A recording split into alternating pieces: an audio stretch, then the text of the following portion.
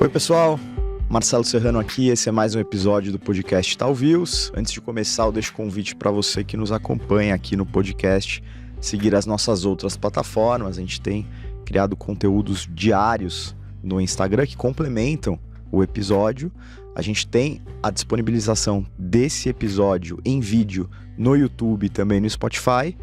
E todos os relatórios aqui do Research da nossa área macro você encontra no canal do Itaú Views no Telegram, então reforço sempre esse convite. Hoje a gente vai falar sobre ETFs, que talvez sejam um dos investimentos mais populares aí globalmente, mas que ainda ocupam um espaço pequeno na carteira do investidor brasileiro.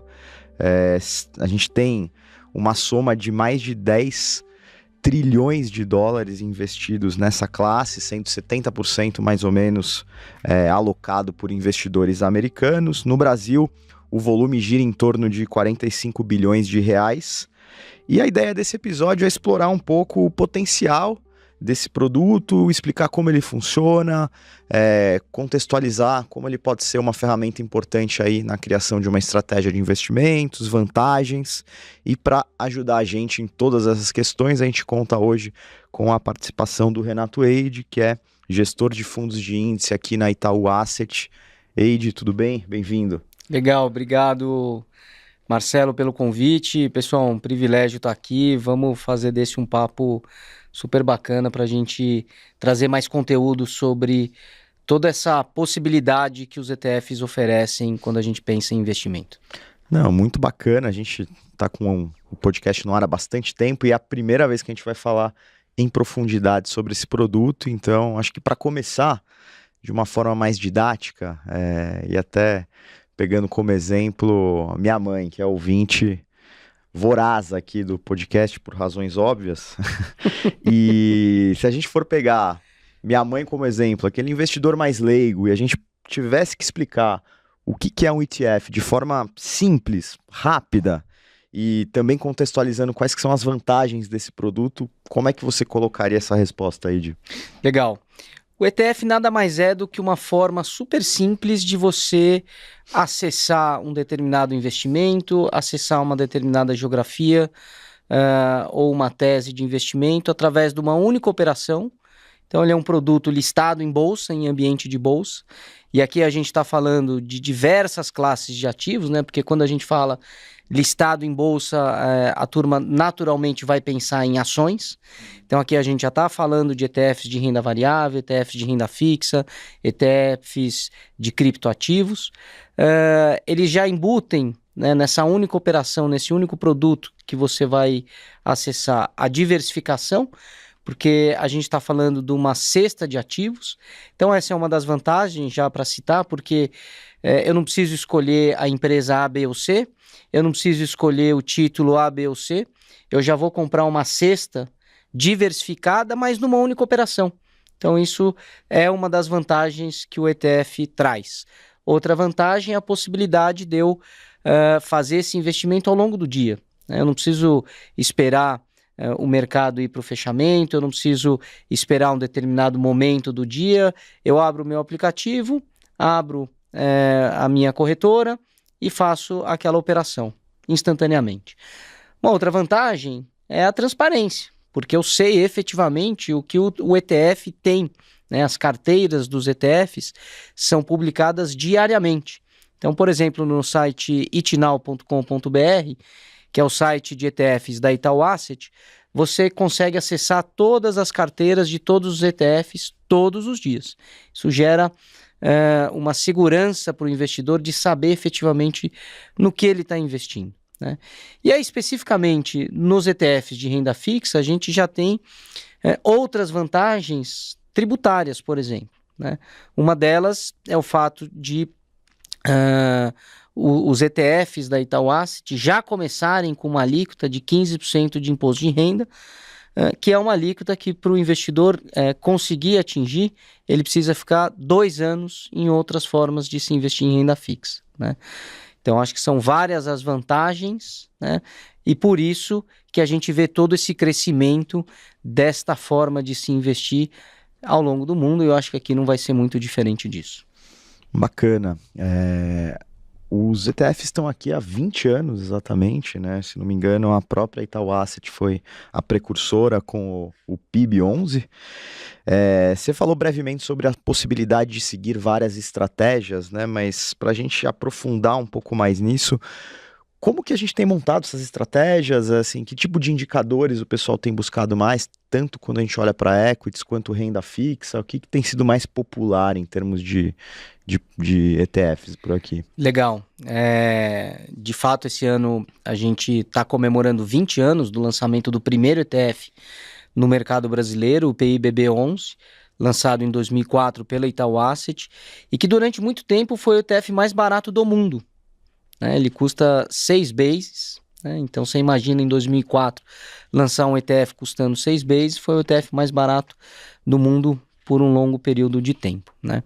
O que a gente tem como propósito quando a gente pensa na nossa oferta de ETFs é dar possibilidade do investidor montar uma carteira eficiente, diversificada não só em termos de classe de ativos, mas em termos de geografia, através de ETFs somente. Então, quer dizer, eu não quero ter a melhor prateleira de ETFs de ações, eu não quero ter a melhor prateleira de ETFs de renda fixa somente, né? Eu quero conseguir oferecer para o nosso cliente, para o nosso investidor, a melhor prateleira de ETFs. E quando a gente pensa em investimento, eu sempre gosto muito de lembrar da importância da diversificação. Então é isso que a gente tem buscado, né? São mais de 20 ETFs que hoje o investidor consegue comprar da Itaú Asset para montar o seu portfólio de forma diversificada. Né? Então, desde do índice Bovespa, né, que eu acho que é um dos índices mais conhecidos quando a gente pensa em investimento, passando por índices de renda fixa, como o IMAB11, né, que é um ETF que segue o índice IMAB, que é um índice da Ambima, composto por todos os papéis atrelados a IPCA+, disponíveis no mercado. Então, de certa forma, a gente traz aqui uma facilidade para o investidor. Poxa, mas eu vou comprar uma NTNB mais longa, uma NTNB mais curta. Não, compro uma cesta de títulos do Tesouro, atrelados a IPCA+, através deste ETF. Né? Então, são vários elementos que a gente tem olhado para conseguir construir essa prateleira de forma eficiente.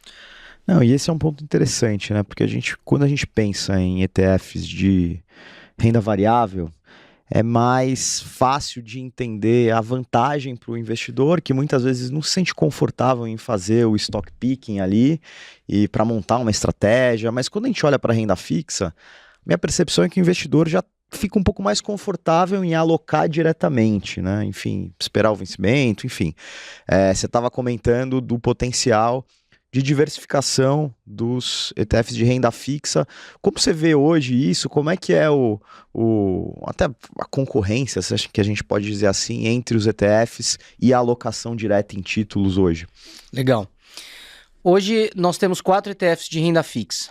3 deles atrelados a índices com títulos do Tesouro IPCA+, né? Então a gente está falando aqui de estratégias de juro real. E um deles atrelado a papéis pré-fixados, também do Tesouro. Nenhum dos nossos ETFs hoje de renda fixa tem crédito corporativo. Então, a gente está falando basicamente de papéis emitidos pelo Tesouro, né? E aí, o bonito dessa história é a gente conseguir perceber que dentro da mesma classe de ativos de renda fixa, a gente consegue fazer uma diversificação, porque eu tenho desde um ETF que tem uma volatilidade super baixa, que é o B5P211, né? Os nomes são super engraçados, né? Parece nome de avião, né? Mas aqui a gente está falando de um ETF atrelado ao índice IMAB5, que é um índice mais curto, com NTNBs com vencimento de até 5 anos. Então eu já estou proporcionando para aquele investidor que está olhando um investimento com um perfil de menor volatilidade, que vai estar propiciando, né, uma proteção à inflação com um risco super baixo né, é o B5P211. Agora, para aquele investidor que está buscando uma NTNB mais longa, algo com maior volatilidade, eu já tenho o ETF atrelado ao IMA B5+, que é um ETF de maior volatilidade, né? E aqui tem alguns pontos, como você falou. Hoje o investidor ele já está mais ambientado, né, a comprar títulos diretamente. Mas vamos pensar, quando eu compro um título, eu tenho um custo de transação, né? Eu preciso comprar esse título e na hora que eu quiser vender, eu vou vender aquele título. Porque uma coisa também interessante é a maior parte dos investidores que compra título não carrega o título até o vencimento, né? Então, acho que isso é um ponto importante. Naturalmente, você vai ter essa entrada e saída. Nos ETFs, a gente tem um formador de mercado dando preço de compra e de venda ao longo do dia. E a gente conseguiu dar uma transparência super bacana para o investidor, para ele ver o quanto que ele está pagando de spread, né, de entrada ou de saída. E quando a gente olha contra outras formas de se investir, esse é um spread super eficiente, super baixo. Então, aqui já tem uma outra vantagem além daquela tributária que eu citei. Um outro ponto é, quando eu compro um papel de renda fixa, muito provavelmente esse papel ele vai me pagar cupom. Esse cupom ele é tributado. Se eu não precisei daquele dinheiro que eu recebi dentro do meu orçamento, daquele período, muito provavelmente eu vou reinvestir aquele dinheiro. Só que eu vou reinvestir sem aquele pedaço que eu paguei de imposto de renda. Nos ETFs de renda fixa, a gente tem esse reinvestimento automático, sem a incidência do imposto de renda. Então, quando eu olho ao longo do tempo, este efeito, né, o efeito composto, é muito poderoso. Um outro ponto que é muito importante, nos ETFs de renda fixa, a gente não tem o chamado come-cotas, né, quando a gente compara com os fundos. Come-cota é aquele imposto que incide 2 vezes ao ano, muitas vezes passa desapercebido pelo investidor, porque a gente tem um horizonte, na grande maioria dos casos, de curto prazo, e a gente demora para ver o impacto desse imposto. Mas quando a gente faz um estudo de uma janela de maior longo prazo, a gente chega a diferenças importantes, né? Então, quando a gente compara um investidor que comprou o ETF de IMA B11 vis-à-vis o investidor que comprou o fundo de IMA B11, o mesmo índice, a mesma estratégia, o mesmo custo, só pelo efeito de não ter o come-cotas, o ETF tem uma rentabilidade superior a 200%, né? Então, é super importante esse impacto do come-cotas. E uma outra facilidade é a não necessidade do cliente de recolher o DARF quando ele vende o ETF. Em outras operações no ambiente de bolsa, o cliente ele precisa recolher o DARF. Quando ele negocia ETFs de renda fixa, esse recolhimento do DARF é de responsabilidade da corretora. Então, é mais uma facilidade que o investidor tem para alocar o seu recurso em ETFs de renda fixa. Bacana. Se a gente considerar o poder de diversificação, o baixo custo, simplicidade, muito investidor deve estar se perguntando se não é possível montar uma estratégia de investimentos, um portfólio 100% com ETFs, né? Você, pensando na tua visão de gestor, pensando na construção de um portfólio, é possível isso? As pessoas fazem isso? A gente costuma eventualmente indicar isso ou, cara, é necessário fazer uma composição com outras classes de ativos, mesmo que os ETFs consigam cobrir muita coisa? Legal. Eu gosto muito de uma visão, quando a gente pensa em investimento, de core e satélite. O que vai ser core dentro do meu portfólio de investimentos e o que vai ser satélite, né?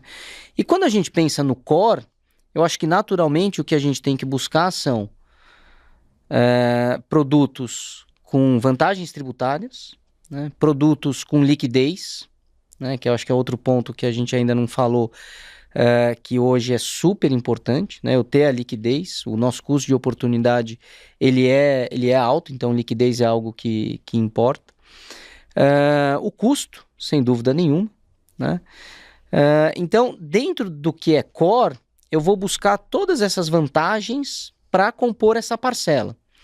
Dentro disso, ETFs são um candidato natural a ter um posto de protagonista, né?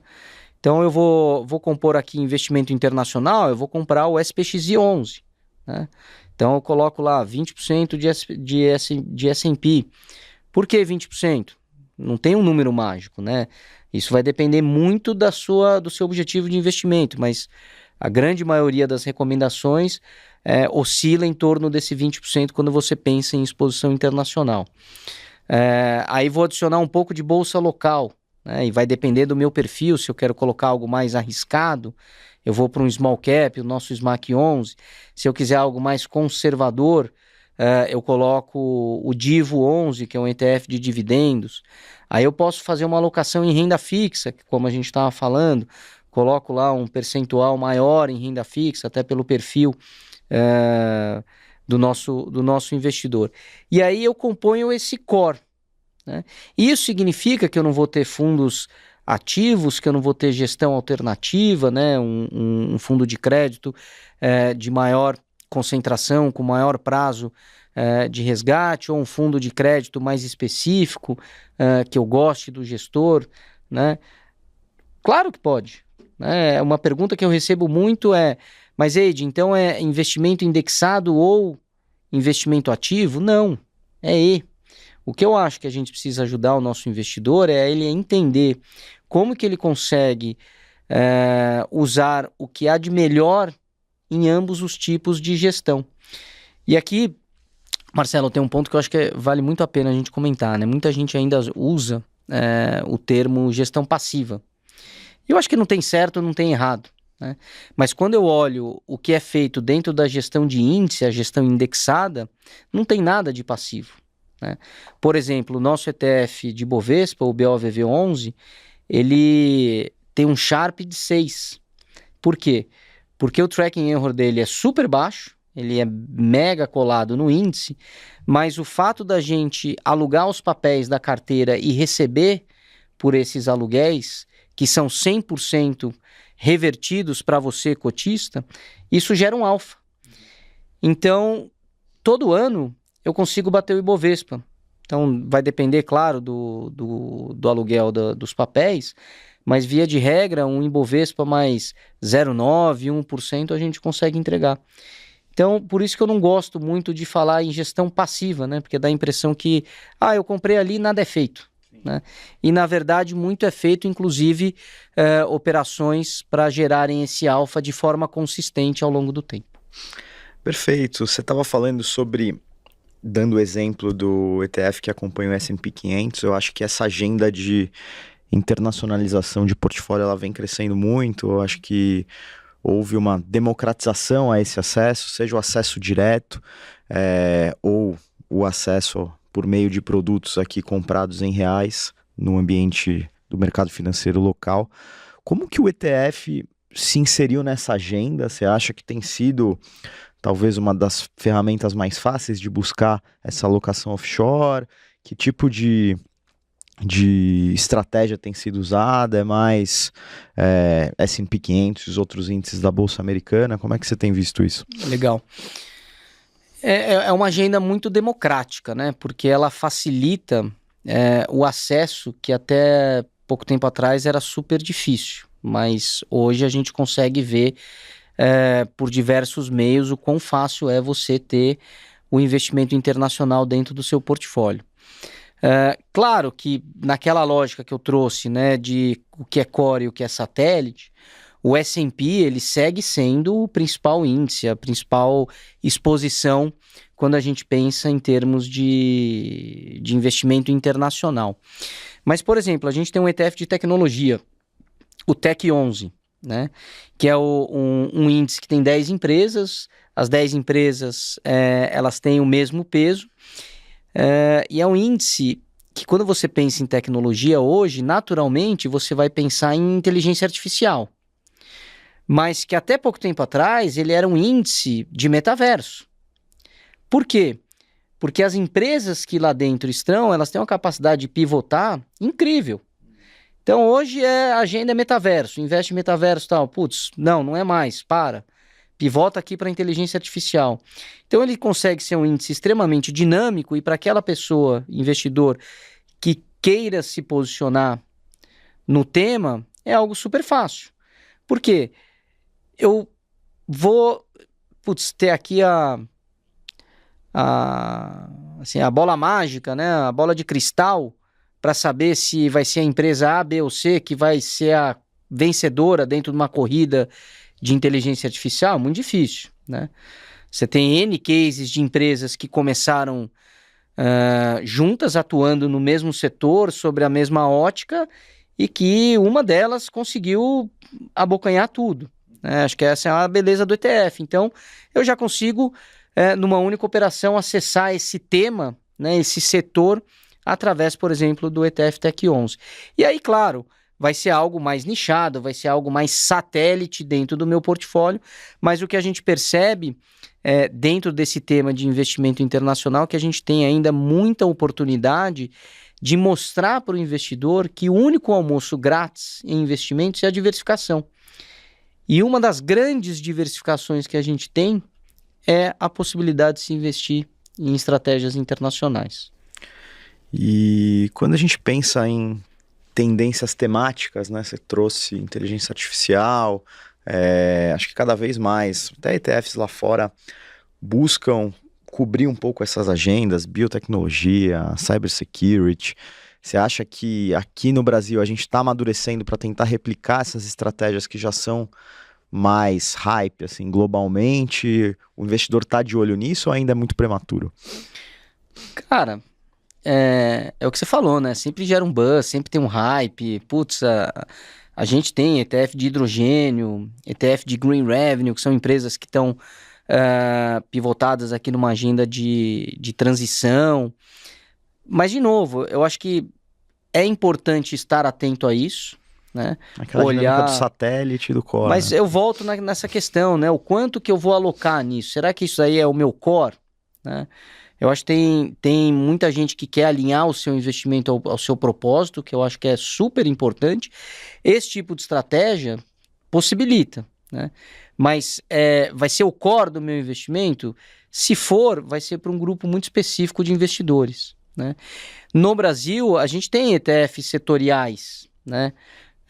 ETF, o FIND 11, que é do setor financeiro, Materials, né, que é o MATB11, mas são ETFs que, quando a gente olha, ele tem um volume menor, que eu acho que corrobora um pouco dessa tese. O próprio ETF de dividendos, né, tem muita gente que fala, mas é um ETF setorial, é um ETF temático. Eu gosto muito de pensar nele como um processo de investimento que vai olhar para as melhores pagadoras de dividendo, buscando aquelas que têm a consistência nessa temática, vai utilizar uma série de filtros de liquidez para tirar um pouco de viés de small cap, mesmo porque por muitas vezes, né, small cap não vai estar ali nos rankings de dividendo, mas acaba sendo um fundo ativo encapsulado dentro de um índice, né? Então, aí eu acho que tem um outro ângulo para esse debate, né? Mas de forma geral é o que você comentou, gera um hype, gera um buzz, mas eu acho que são muito nichados e a gente ainda tem um desafio muito grande anterior, né, de fazer com que os investidores percebam dentro da sua parte core todos os benefícios que a gente citou aqui dos ETFs para que ele seja utilizado cada vez mais. Perfeito, e para a gente fechar esse papo, Wade, acho que trazendo o número que eu coloquei na abertura de 45 bilhões de reais alocados em ETFs aqui no Brasil, vocês fazem alguma projeção oficial de crescimento para isso? Tem alguma ideia de para onde esse mercado vai? Como é que a Itaú Asset está se posicionando? Como é que você vê o futuro, assim, para a gente fechar com essa conclusão? Dá até assim, muita gente fala, putz, mas tem 20 anos de ETF no Brasil e só tem 45 bilhões de reais, né? Eu costumo dizer o contrário, né? Eu acho que muito já foi feito e, claro, muito tem ainda por vir, né? Tem muito ainda a ser feito. A gente tem que sempre lembrar, a gente está num país que a gente tem uma cultura de investimento através de fundos. A nossa indústria de fundos, ela é benchmark global, seja pela questão de transparência, seja pela questão de marcação ao mercado, né, que a gente por vezes esquece da importância da marcação ao mercado. Enfim, acho que a experiência de se investir através de fundos no Brasil, ela é muito boa. Tem ali um parafuso para apertar, eu acho que nada é a prova de bala, né? Mas, de forma geral, uma experiência riquíssima, muito boa. Quando a gente vai para uma experiência de se investir através do ambiente de bolsa, a gente já tem um desafio educacional. Como é que eu vou falar de um ETF de renda fixa através de uma operação de bolsa, se bolsa, para mim, são só ações, né? Então, a gente tem esse desafio de fazer essa construção para o investidor, de mostrar para ele que ele consegue compor seus investimentos com fundos e ETFs, né? Para a gente conseguir cada vez mais trilhar esse caminho que o investidor vai usar o que é melhor dos dois mundos, né? A gente não tem um número oficial, né? Mesmo porque, por vezes, o que a gente vê da experiência internacional é que esses movimentos, eles acontecem repentinamente e de uma forma muito agressiva, né? É aquele, de repente, parece que virou uma chave e acontece, né? Nos Estados Unidos, isso ficou muito nítido depois de 2008, que os investidores começaram a se questionar não só pela questão da transparência que eles não tinham ao se investir em fundos, que eu acho que é algo diferente do que a gente tem aqui, mas também pelos prazos de cotização, pela liquidez, né? A gente estava num momento super difícil, todo mundo precisando do seu dinheiro e o prazo de resgate era super longo. E aí que você começa a ver nos gráficos, né, o ETF acelerando. Eu acho que no Brasil tem uma população nova entrando, né, no mundo de investimentos, e isso fica muito claro quando a gente olha o perfil novo do investidor da Bolsa. Acho que isso ajuda. A experiência de se investir em Bolsa tem cada vez mais se aprimorado para ser algo super friendly, né, algo super bacana, né, até uma questão de gamificação nesse sentido. Então, acho que são vários elementos que a gente consegue ir trabalhando para desenvolver esse mercado. E, cara, eu não tenho assim um número, mas eu vejo facilmente isso daí chegando a 20% do mercado brasileiro no futuro próximo, porque é o que eu falei, uma hora que isso cai no gosto e o investidor está buscando, né, essa questão de vantagens tributárias, custo eficiente, transparência, agilidade operacional, isso tudo está ali no ETF, né? Então, acho que é muito bacana de ver todo esse trabalho que a Itaú Asset tem feito ao longo dos últimos 20 anos, né, e se posicionado como um protagonista dessa agenda para estar preparada e atuante nesse futuro.